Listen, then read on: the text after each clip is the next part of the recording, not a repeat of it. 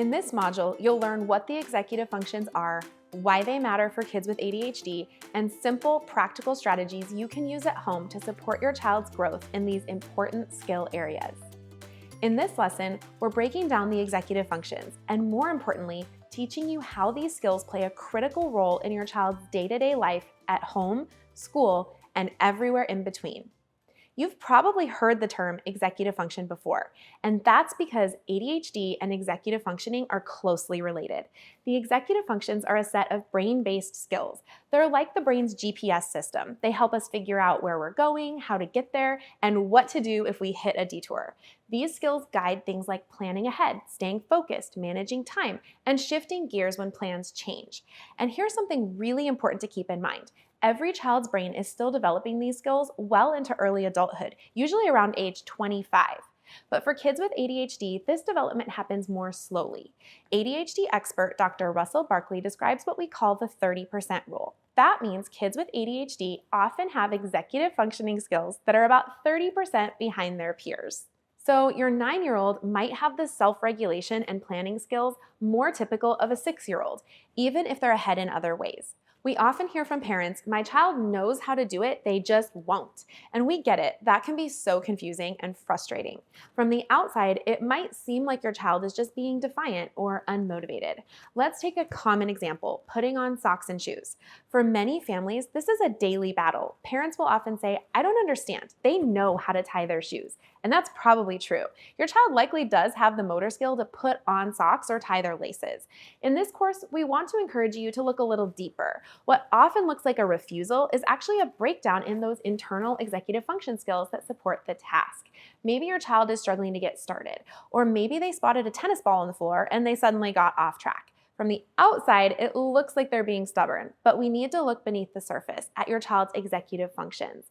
This falls into the second tier of our ADHD parenting pyramid, executive function support and skill building. We've placed it near the bottom of the pyramid because it's something we want you to come back to often. Once you understand how executive functioning works, this knowledge will shape so many parts of your parenting: how you give directions, structure routines, support independence, and respond to challenges throughout the day. The executive functions can be broken down in different ways. We are going to talk about 9 executive functions. Keep in mind that in real life, these skills work together. They aren't used in isolation from one another, but for the sake of learning, we'll go through them one by one. Let's start with inhibition, or impulse control. You can think of this like the brake system in your car. Inhibition helps us slow down or pause before we say or do something impulsive. Kids who struggle with inhibition might interrupt frequently, grab things from others, or act out physically when they're overwhelmed or frustrated. Of course, they might also say something hilarious, and then you have to use your own inhibition to keep from laughing at the wrong time. This skill is also closely tied to social success because navigating friendships requires us to pause, read the room, and respond thoughtfully. It's important to remember kids want to do well. We've all seen that look, the moment that they act without thinking and regret it immediately. They aren't trying to be hurtful. Your child is still developing their inhibition. Next up is self-monitoring. When kids have low self-monitoring, they struggle to notice how their behavior is affecting others. At school, this might look like blurting out answers, talking while standing in line, or missing social cues from friends. They aren't trying to be disruptive or unkind. They just aren't picking up on all of those signals. With support, they can learn to tune into their behavior and build stronger social connections. Our third executive function is cognitive flexibility, or shift. This is the ability to switch gears, whether that's transitioning from one activity to another or adjusting plans when things change. Kids with ADHD can struggle with this because their brain has trouble shifting out of one mode and into another. Next, let's talk about emotional control. For many kids and adults with ADHD, emotions feel really big. They often struggle to regulate their emotions and can go from 0 to 60 in a heartbeat. This can actually be a lot of fun when our kids are experiencing joy and excitement, but you also may find that your child gets angry, frustrated, or sad quickly. Our goal isn't to stop our kids from having big feelings, but we can help them learn to manage how they respond. Another executive function that can be especially challenging for kids with ADHD is initiation, or the ability to get started. One of the biggest misconceptions about ADHD is that kids are just lazy. In reality, they often know what they need to do and they may even want to do it, but their brain struggles to take that first step. Maybe the task feels overwhelming or they aren't sure how long it will take. I know I've been there, and getting started can feel like the hardest part. The next area we want to talk about is working memory. This is the skill that helps us hold information in our mind while we use it. If you tell your child to go to their room, get dressed, and brush their teeth, but they only remember the first instruction, that's working memory, or not working memory in action.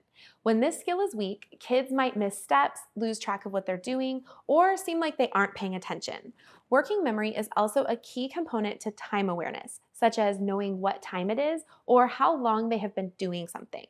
And now for an executive function skill that most of us parents have to use constantly: planning.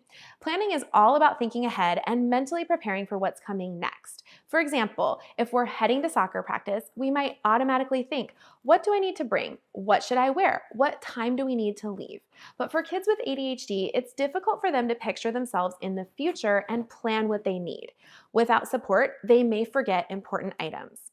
One area that you may not often think about is task monitoring, or the ability to check in with yourself while you're working to make sure that you're staying on track. During homework, a child with weak task monitoring might finish a worksheet without noticing they skipped a whole row. Or they say they cleaned their room, but when you check, the toys are still under the bed and the clothes are in a pile, not in the hamper. They thought they were done, but they didn't stop to check their work or notice the parts they missed. The last, but certainly not least, area of executive functioning is organization. Organization challenges are usually very obvious in real life. Many kids with ADHD do complete their homework, but then forget to turn it in because it's buried in their backpack. It can be challenging for them to keep track of their items, so you might find their toothbrush in the linen closet or a sock in the houseplant.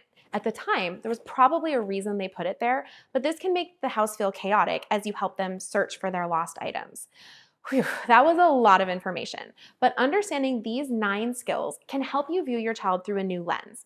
As you can tell, executive functions play a huge role in school, friendships, and daily routines.